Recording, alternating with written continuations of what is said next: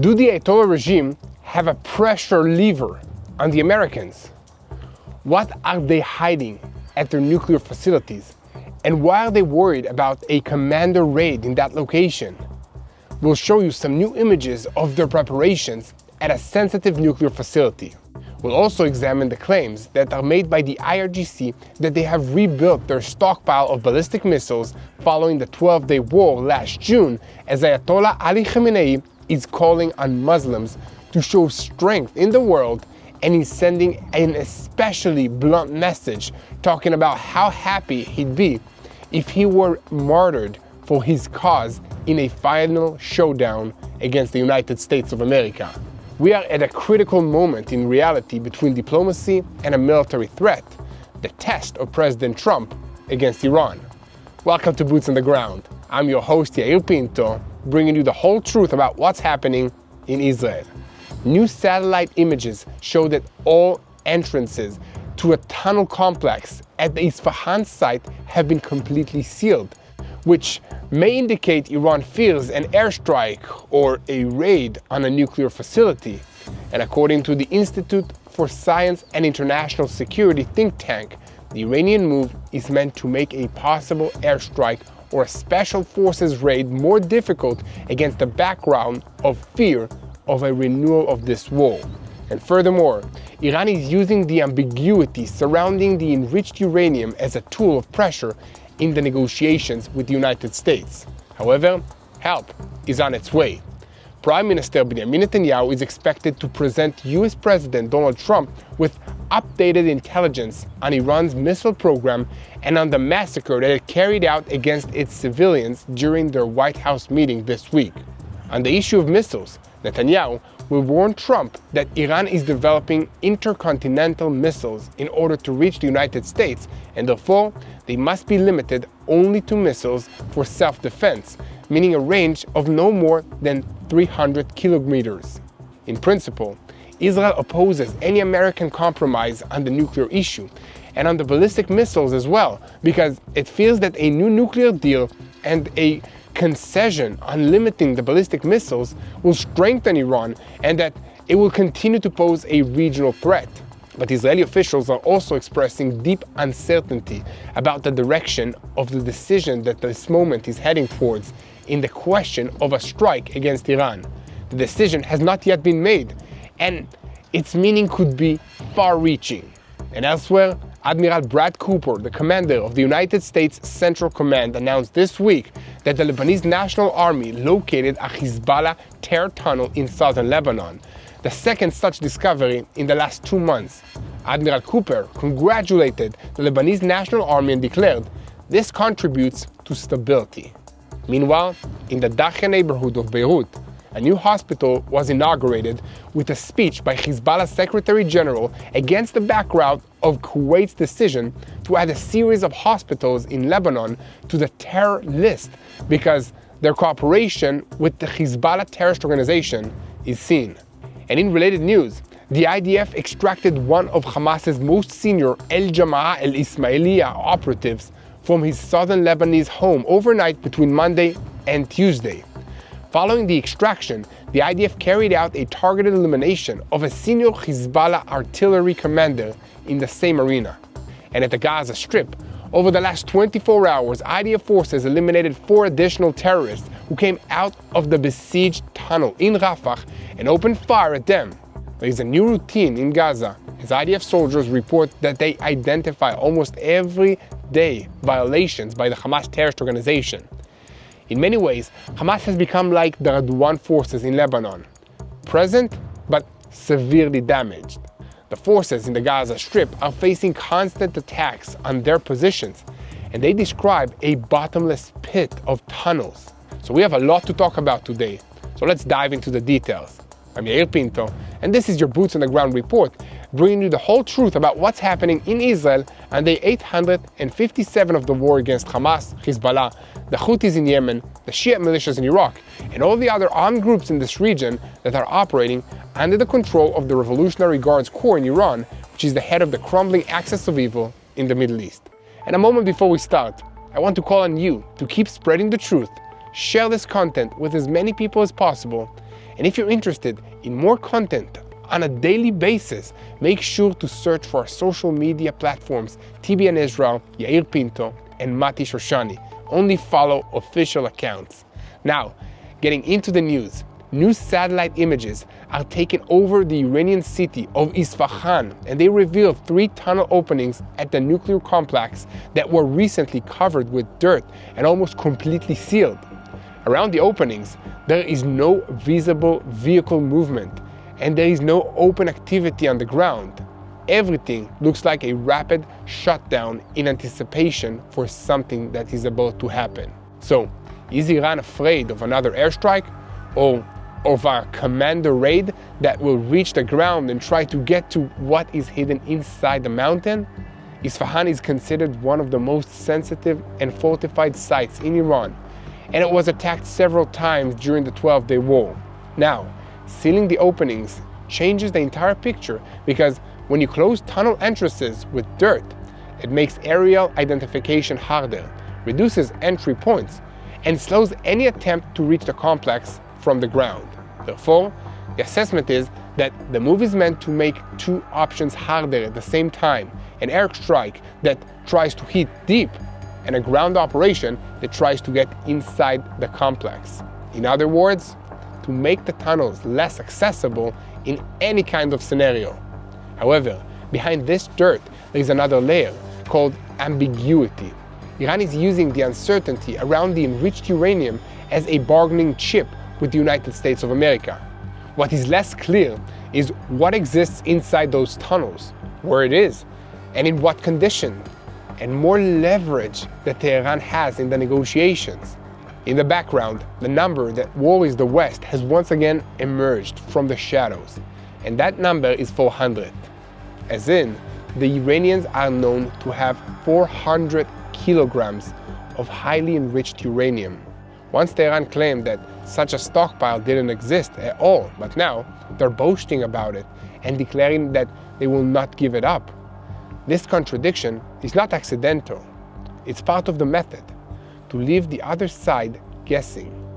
And meanwhile, at the talks in Oman, the Americans demanded zero tolerance, zero enrichment, while the Iranians talk about a sovereign right to enrich uranium.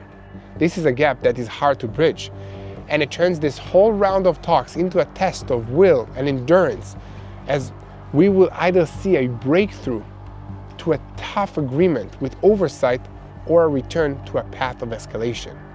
At the same time, President Trump sent a personal message to Ayatollah Khamenei in a TV interview this week, saying he needs to be very worried.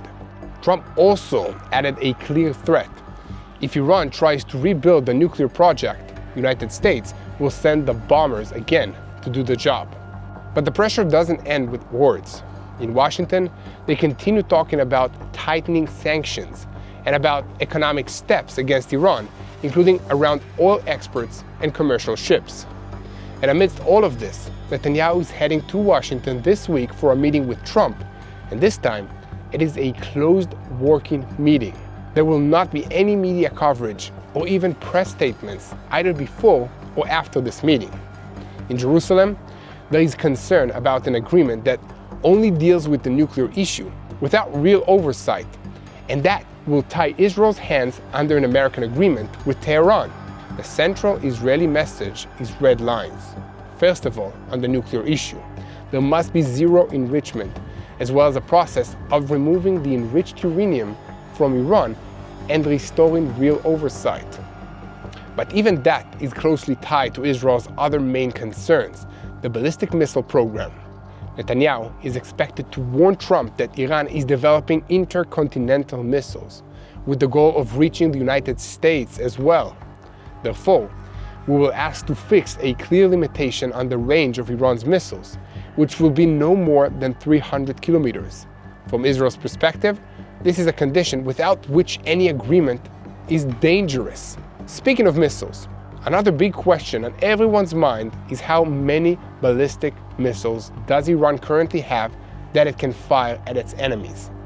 The estimate circulating in Israel's intelligence echelon is that the arsenal stands at around 1,800 missiles and between 60 and 80 functioning launchers. These numbers are a point of pressure because if Iran manages to increase the stockpile quickly, Israel will be forced into a hard decision. On the Iranian side, the line is clear. The missiles are the last tool for deterrence. There is an assessment that Khamenei is not willing to give them up, even at the cost of risking a confrontation. From his perspective, giving up the missiles is opening a door to further harm when the regime is weaker. And at the same time, Khamenei is turning to the public, the same public which was protesting against him in the streets in January before he ordered his forces to brutally crush them, for a display of strength and determination. He is asking them to destroy the enemy's hope that the regime will fold under threats and under sanctions. Here in Israel, beyond fear of a strike or a non-strike, there is fear of a different kind. A scenario in which the United States begins a military campaign but does not finish it, because if Iran survives a major blow and comes out standing, it could quickly return to rehabilitation, enriched underground, and activate its terror proxies in this region once more. Therefore, the ceiling in Isfahan is not just an image. It is a sign that Iran is trying to reinforce itself underground, buying time in the talks, and trying to reach the decision moment with more cards and less exposure. We are at a critical moment between diplomacy and a military threat, and everyone is wondering how President Donald Trump will bring it to an end. With an agreement or with bombers? Let me know what you think about this in the comments section. And then we're going to shift our focus to the northern arena when an IDF night raid brought a senior Hamas operative into the Israeli custody. But first, I want to call on you to keep spreading the truth, share and follow us, and most importantly, do not forget to click that subscribe button so that you stay tuned to the truth in real time and never miss another episode of Boots on the Ground. Now, speaking of boots on the ground, IDF soldiers are deployed to protect all of our borders. And when people think about supporting them, they often think about a barbecue or some other kind of morale boost. But what Meir Panim does goes much deeper. Everything Meir Panim provides is made possible through donations made at bless-israel.org. Again, that's bless-israel.org. So this is where the support begins. Over the past year, tens of thousands of vitally important pieces of gear have been provided, including helmets, vests, and medical equipment. This is personal equipment that stays with the soldier and is ready at home when the call comes. Because people give through bless-israel.org, more than 150 life-saving drones have been delivered to the soldiers, tools that save lives on the battlefield. There are also things that few people talk about. Adaptive clothing that allows wounded soldiers to dress themselves with dignity. And when a family loses a son, support continues. It's made possible through bless-israel.org, because every week, full Shiva meals are delivered to the grieving families so that they don't need to think about food during their hardest time. Today, donations are made through bless-israel.org and help support 500 reservist families each week. They feed 1,500 soldiers every single day and strengthen more than 110,000 soldiers through morale programs. At a time of uncertainty and growing threats, this work matters more than ever. So, if you want to stand with Israel's soldiers in real time in a practical way, go to bless-israel.org. Now picture this. It's the middle of the night, and an IDF Special Forces unit enters southern Lebanon on foot, moving about 10 kilometers north from the Har Dov area. This scene played out earlier this week as the unit entered the house, seized a senior target in his bed, and extracted him to Israel. The target was immediately transferred to a Shin Bet interrogation, and weapons were also found in the building. The IDF statement defined the extracted individual as a very senior terrorist in the organization El Jama'ah El Ismailiyah, a Sunni Palestinian organization that is identified with Hamas that has already taken part in the fighting against Israel. The IDF says that the operation came after intelligence indications that were gathered in recent weeks and focused on an attempt to reorganize in that sector. At the same time, Lebanese media reported on a raid that took place in the village of El Habriach, and the name of the senior figure who was abducted was mentioned there, Atwi Atawi.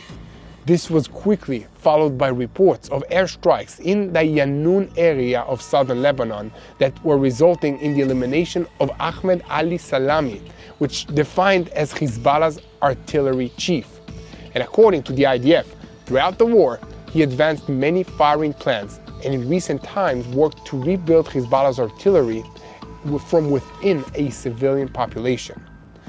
The IDF notes that the steps were taken to reduce harm to uninvolved civilians, including precision munitions and aerial surveillance, and the incident is being investigated.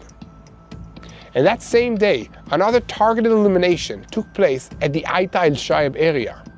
According to the IDF, the terrorist was engaged in intelligence collection against our forces and worked to rebuild terror infrastructure in southern Lebanon.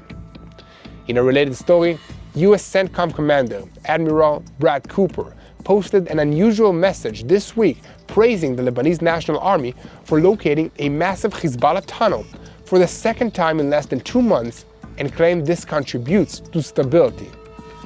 I would say that it certainly does make a positive contribution to the situation, but I would also say that the Lebanese National Army is moving very slowly to fulfill its assigned mission of clearing out Hezbollah's terrorist infrastructure both south and north of the Litani River, close to the border with Israel. And meanwhile, behind the scenes, Hezbollah continues to build itself as a civilian layer that is protecting it. In the Dakhya neighborhood, in the center of Beirut, a new hospital was inaugurated this week with a speech by Hezbollah Secretary General Naim Qassem, and alongside him, the Lebanese Health Ministry, who is publicly identified with Hezbollah. This is happening in parallel to Kuwait's decision to place 8 hospitals in Lebanon on a terror list and impose economic restrictions on them. The bottom line is clear. The IDF operates night and day to block the rebuilding of terrorism in Lebanon, while the Lebanese system is still arguing over the pace of the dismantling of the weapons. And the big question now is how long it will take until the response comes, and in which arena Hezbollah will choose to reignite the fire. Brothers and sisters, my team and I are here every single day to report on what's happening in the land of Israel so that you will know how to pray for the peace of Jerusalem. So, if you want more from Israel, make sure to look for our social media platforms, TBN Israel, Yair Pinto, Mati Shoshani, and make sure to never miss another update and keep praying for the situation. Just don't forget that if until now you're not following, you should hit the subscribe button here on YouTube and never miss another episode of Boots on the Ground. And now, we are switching our focus to the Gaza Strip because this week in Rafah, it happened again. 4 terrorists emerged from the tunnel shaft, opened fire at IDF forces, and were eliminated on the spot. And at the same time, the Air Force struck a terror apartment in the west of Gaza City after identifying hostile activities. So why does this pattern repeat itself almost every single day? It's because this is the atmosphere that Hamas is trying to create ahead of transition to Phase B, including endless friction, violations, response, and then a campaign. On the ground, the IDF operates differently today. There is less deep maneuvering and more holding ground, meaning of outposts and defense lines, and above all, more forward preventative activity. So every encounter with the enemy happens inside the Gaza Strip and not in an envelope community. Dozens of outposts have already been established inside Gaza along areas that are controlled and secured with a routine of short offensive sorties, searches, and pinpointed clearings. One of the most prominent focal points is the yellow line. In the northern parts of the Gaza Strip, a defensive line from the fence inward with the simple goal to prevent anti-tank fire and snipers towards Israel and to control observation and fire from the Gaza Strip to the sea. Fighters describe the reality that resembles a security zone, holding territory, defending the line of outposts and daily friction that is tightly controlled. But amongst the ruins, it's not only what you see above ground. Under your feet, there is a bottomless pit of tunnels. The forces are working to destroy underground infrastructure inside the perimeter and in the area under the IDF's control, with a method that combines drilling and investigation to expose more and more segments. The IDF emphasizes that they know with certainty that there are no tunnels crossing from Gaza into the Israeli territory. The main effort is therefore on infrastructure that remains inside the operational area, close to the border, ones that can threaten the forces and the communities. Hamas, on its side, constantly tries to test limits and attempts to cross the yellow line and reach weapons caches that were hidden near the border areas. IDF reports described a pattern that resembles the operations of Hezbollah's Radwan force in Lebanon, a force that exists very badly damaged, but still capable of producing short and dangerous incidents. And the most sensitive point right now is the restrictions. There are situations where spotters or armed men are identified in depth, but they are not stuck because it is part of the agreement's terms. Hamas identifies this and tries to work with it, exploiting the civilian population and pushing women and children forward to complete the operational decision and to drag out the response that will serve their purposes in front of the global media. Therefore, the instructions are being updated. The procession of fire is rising and every deviation is handled quickly but in a measured way. And at the same time, the forces are also preparing to defend the outposts themselves.